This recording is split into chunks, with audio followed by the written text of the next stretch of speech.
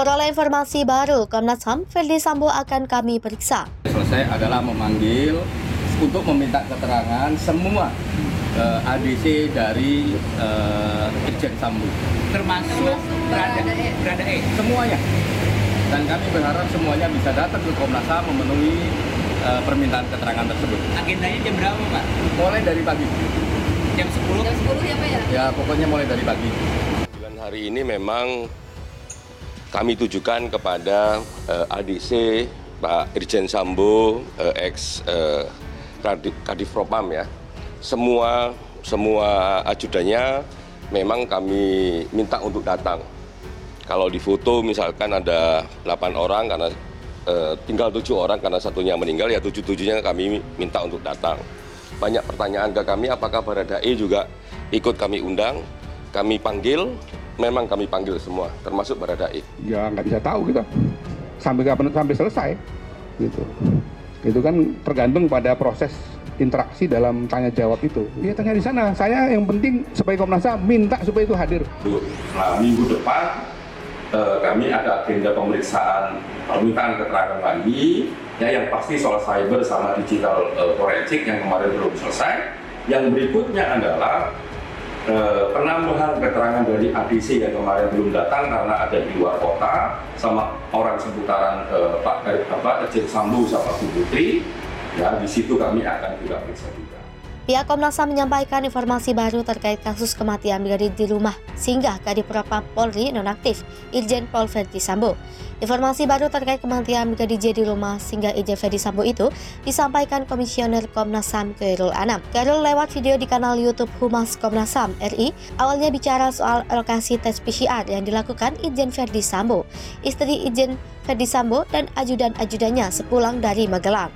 Ia pun kemudian menjelaskan siapa saja yang ikut tes PCR di rumah pribadi Irjen Ferdi Sambo. Menurut Anam, orang-orang yang hadir untuk tes PCR itu terekam CCTV. Pihaknya kemudian menyebut telah memperoleh informasi soal Irjen Ferdi Sambo mengikuti tes PCR. Informasi itu menyebutkan bahwa Ferdi tidak satu rombongan dengan istrinya, Brigadir Yosua atau Baradae.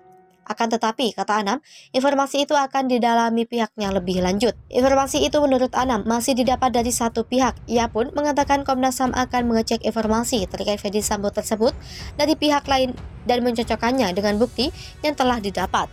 Ngeri, selain otak Brigadir J hilang, ditemukan pula 4 luka misterius yang bukan dari tembakan. Insiden baku tembak yang berujung pada tewasnya Brigadir J telah menyeret banyak pihak. Untuk dari insiden tersebut yang menewaskan Brigadir J, Kapolri telah menonaktifkan beberapa petinggi Polri termasuk Irjen Ferdi Sambo. Sebelumnya pernyataan dari kepolisian yaitu Polres Jakarta Selatan, Brigadir J tewas ditembak oleh Baradae karena melakukan tindakan tidak pantas kepada istri Irjen Ferdi Sambo yakni Putri Chandrawati. Diduga perbuatan Brigadir J atau disinyalir penyebab utama terjadinya insiden penembakan. Dari hasil otopsi ulang Brigadir J terdapat beberapa fakta yang mengejutkan publik. Meski hasil otopsi Brigadir J belum diumumkan secara resmi di publik, namun ada beberapa bocoran mengenai kondisi tubuh dan luka Yosua saat diotopsi. Komarudin Simanjuntak melalui wawancara dengan Refli Harun pada kanal YouTube RH menyampaikan beberapa fakta menarik, terutama kondisi luka Brigadir J. Diketahui bahwa dalam aksi baku tembak yang terjadi di kediaman Kadif Propam Polri nonaktif Irjen Ferdi Sambo, Brigadir J menembak sebanyak 7, sedangkan Baradae sebanyak 5 kali. Namun diduga tak ada satupun peluru yang melukai Baradae.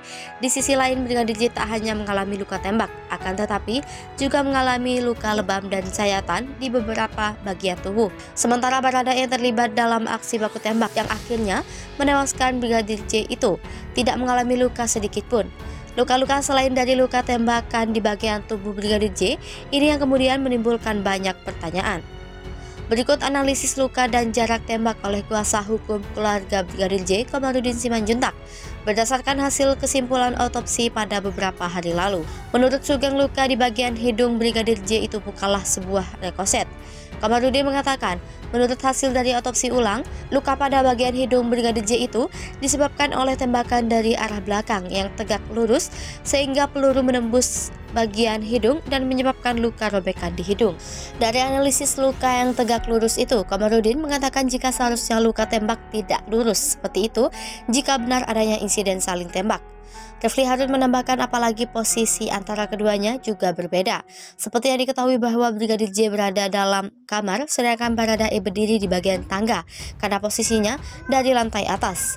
Komarudin menambahkan seharusnya luka tembak Brigadir J itu tidak lurus melainkan menyamping. Luka tembak bagian rahang.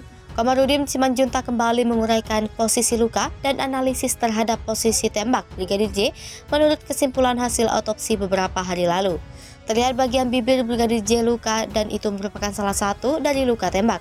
Komarudin mengatakan jika tembakan itu bagian arah bawah leher, Brigadir J itu menyebabkan giginya berantakan dan terjadi sobekan pada bagian bibir. Luka tembak Brigadir J pada bagian bawah rahang leher itu juga tegak lurus ke atas. Komarudin menjelaskan, jika tembakan pada bagian leher Brigadir J itu terjadi dari arah dekat, maka ada kemungkinan rekoset ke bagian bahu sesuai dengan arah lurus tembakan. Kuasa hukum keluarga Brigadir J itu mengatakan jika menurut kesimpulan sementara tim dokter adalah tembakan bagian leher Brigadir J itu dari arah bawah. Luka tembak di bagian dada. Pada dada bagian kanan, Brigadir J itu terdapat satu luka tembakan yang juga lurus. Pada luka jahit tersebut juga ditemukan campuran lem dan sipul benang berwarna hitam dengan bentuk tidak beraturan.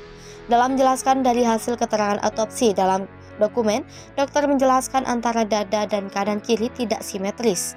Dada bagian kanan tidak ada luka, kemudian dada bagian kiri terdapat luka tembak masuk dan ada 2 lubang di bagian dada kiri. Komarudin kembali menjelaskan bahwa hasil otopsi ini baru merupakan hasil kesimpulan sementara yang dilihat secara kasat mata. Sementara untuk hasil kesimpulan finalnya itu nanti akan ada pada 4-8 minggu karena masih dilakukan pengujian lab. Luka tembak pada bagian lengan, kemudian di lengan bawah kiri, bagian bawah samping kanan, dan bagian pergelangan tangan terdapat luka terbuka. Lengan bawah kiri samping kanan Brigadir J terdapat luka terbuka berlubang dikelilingi lem dengan ukuran 0,5 cm tembus ke dalam sepanjang 6 cm. Komarudin terus membaca hasil kesimpulan sementara otopsi kedua, Brigadir J menjelaskan jika pada pergelangan kiri dan luka terbuka tapi tidak rata, pergelangan mengalami patah tulang. Kemudian pada kelingking bagian kiri ruas ujung kanan ada luka terbuka tapi tidak rata. Komarudin menjelaskan jika tulang kelingking Brigadir J ini patah. Komarudin menambahkan jika penyebab luka Brigadir J yang tidak sesuai dengan arah tembak tidak sesuai jika disinkronkan dengan kronologi yang telah disampaikan kepolisian. Fakta mengerikan hasil otopsi Brigadir J terungkap. Ditembak dari rahang tembus ke bibir dan otak. Pengacara Brigadir Yosua Huta Barat alias Brigadir Joshua, Komarudin Simanjuntak mengungkapkan hal mengerikan yang telah dituangkan dalam berita acara dan telah dibuat juga dalam akte notaris. Temuan tersebut ditemukan bersama-sama oleh dokter forensik dan merupakan kesepakatan dalam ruang otopsi oleh tim. Menurut Komarudin, temuan itu menggugurkan alibi bahwa Brigadir Joshua ditembak oleh Baradae atau Barada Eliezer dari posisi atas. Selain itu, dari bagian dalam kepala diperiksa, dokter forensik menemukan retakan sebanyak 6 buah. Beranjak ke bagian bawah, ditemukan bekas tembakan dari rahang bawah dan tembus ke bibir. Makanya adanya bekas sobekan di bibir. Penembakan dari arah leher kemungkinan ditembak dari jarak dekat, bahkan pistol menempel di bagian rahang. Sedangkan bagian dada, pada dada kiri terdapat luka tembak masuk dan ada lubang. Bagian lengan bawah kiri samping kanan terdapat luka terbuka berbentuk lubang, tembus sekitar 6 cm dan terdapat patah tulang. Kemudian kelingking kiri, tulang kelingking patah. Diberitakan sebelumnya, pengacara Komarudin Simanjuntak bocorkan hasil otopsi Brigadir Joshua Huta Barat alias Brigadir J saat berbincang dengan ahli hukum tata negara Refli Harun. Komarudin Simanjuntak mengungkapkan hasil otopsi Brigadir Joshua Huta Barat menunjukkan kejanggalan pada bagian otak. Kuasa hukum keluarga Brigadir Joshua Huta Barat itu mengatakan saat bagian kepala dibuka oleh tim dokter tidak ditemukan adanya otaknya.